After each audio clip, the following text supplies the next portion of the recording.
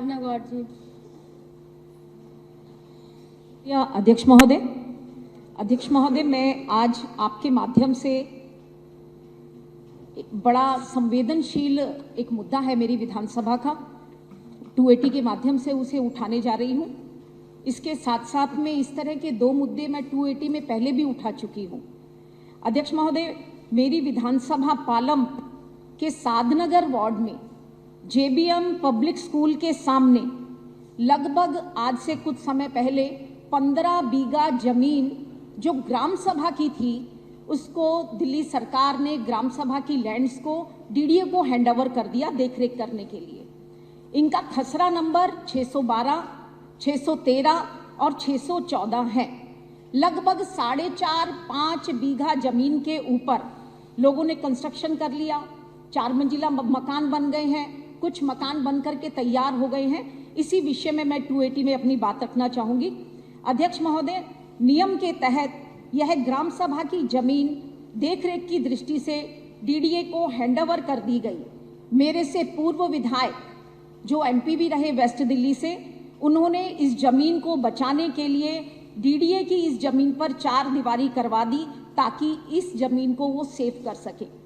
हालात बदले अध्यक्ष महोदय, कुछ समय बाद क्षेत्र के ही कुछ दबंग लोगों ने इस 4 दीवारी को जगह जगह से तोड़कर इस जमीन पर पूरी तरह से कब्जा कर लिया। इसमें बीजेपी महिला पार्षद के पति और जो पूर्व पार्षद रहे बीजेपी से, उनका शामिल होना बताया जाता है। अध्यक्ष महोदय, आज स्थिति ये है कि एक टुकड़े पर 4 मंजिल का मकान बन चुका और वो बिक चुका। एक और बिल्डिंग 4 मंजिल की बन करके तैयार है, बिकने की हालात में खड़ी है।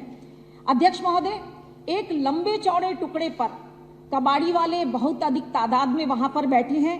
वहीं दूसरी ओर बीजेपी की वर्तमान महिला पार्षद के पति द्वारा रोड़ा, बजरपुर, रेता, ट्रैक्टर ट्रॉली वहां खड़ा करके उस पर पूरी तरह से कब्जा किया हुआ है।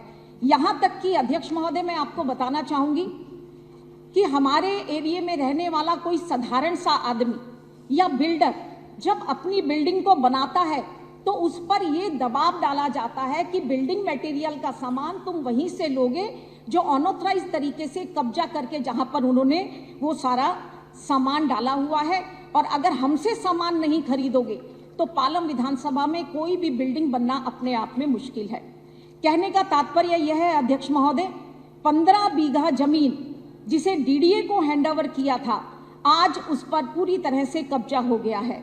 अध्यक्ष महोदय, मैंने स्वयं इस विषय पर दिल्ली सरकार के एसडीएम महोदय से बात की, उन्होंने भी डीएम महोदय से बात की और इस समस्या का हल निकालने के लिए डीडीए के अधिकारियों द्वारा डीएम और एसडीएम के साथ में एक मीटिंग रखी गई, लेकिन उसका नतीजा कुछ नहीं निकला।